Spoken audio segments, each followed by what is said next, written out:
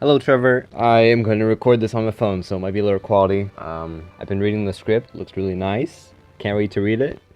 So have fun editing this. My inquiry question is, was there anyone to protect the Chinese citizens? And if so, what made them do so? Hey, guess what? There was, and it was my boy John Rabe. Rabe always wanted to explore. Despite his looks, he started his career in Africa for a couple years. But later, he had to move because of a malaria outbreak. He soon returned to his hometown, Hamburg, picked up a girl, and decided to move to China with her. During his time in China, he opened up a German school and got in touch with the Nazi Party, in which he didn't really mind. He actually supported the ideology and was one of Hitler's cheerleaders. He probably was this way because he was distant from Germany. On July 7th, 1937, there was a clash between Chinese and Japanese forces that was similar to an early invasion in Manchuria. But the difference between them was that this clash morphed itself into a full-on war and was later called the Second Sino-Japanese War. Japanese forces were storming their way into China, and within a month, they took over Shanghai, which made the government Chiang Kai-shek very unhappy. Chiang knew that Nanking would be taken over very soon, and that it would be a losing battle. So instead of using his elite troops into battle, he planned on drawing the Japanese deep into China, and when the time for battle came, they would have the upper hand. The defense strategy was given to Tang Shenzhi, and his plan was not to give up Nanking and fight to death. He ordered about 100,000 troops, which were mostly untrained people or wounded soldiers that fought in Shanghai. From the orders of Chiang Kai-shek, he made sure not to let anyone escape by destroying boats, blocking roads, and burning villages, so there wouldn't be a large evacuation by the people. The reason for this was because after losing Shanghai, Chiang didn't want to lose another part of China, and he also thought that protecting Nanking would raise morale. When the Japanese were closing in, most of the rich citizens left for safety, including the government itself, leaving the city to deal with the conflict. John and his wife also evacuated, but soon returned back because John felt that he had not only to protect his property, but also the people of Nanking. As unbelievable as it sounds, John's motivation to help people was actually Nazism. When John came back, Japan had already overtaken Nanking. They basically went in and out, but in this analogy, it's more like they went in, stayed in, and went all out. When the Chinese tried to surrender, the Japanese reaction was basically like this. Oh my god! This was because, in Japan, the most disgraceful thing you could ever do was to surrender. As they saw the Chinese surrender so easily, they were disgusted. I'm not going to go over these tragedies in detail, but I'll skim over it. Unfortunately, women were raped and had mutilated genitals just so the soldiers' phalluses could fit in. Some were even buried alive or forced to bury one another.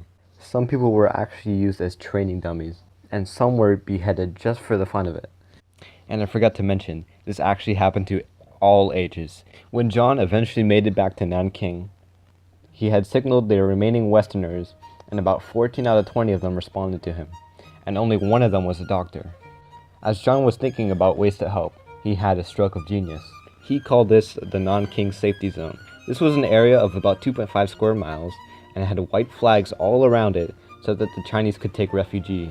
You could think of it as that one SpongeBob episode, where SpongeBob and Patrick were safe inside of a circle, while Squidward got chased around by a sea bear, trying to seek for a refuge. When Mayor Oka heard about the man, the conversation basically went like this. まったく本当になんてやつだ。あの姿、あの輝き、あれこそが完全な。 Rabe's response was, "Listen, I've lived in China for years. If I were to live in Japan and had the same respect, I would not leave their side during a time like this." When he heard the explanation, he respected his reasoning and respected the place's neutrality and promised not to hurt him. A couple days later, John went on a walk. On this walk, he saw about 400 Chinese soldiers that were tired and weakened. Seeing that sight was so pitiful that he had told them about the safety zone.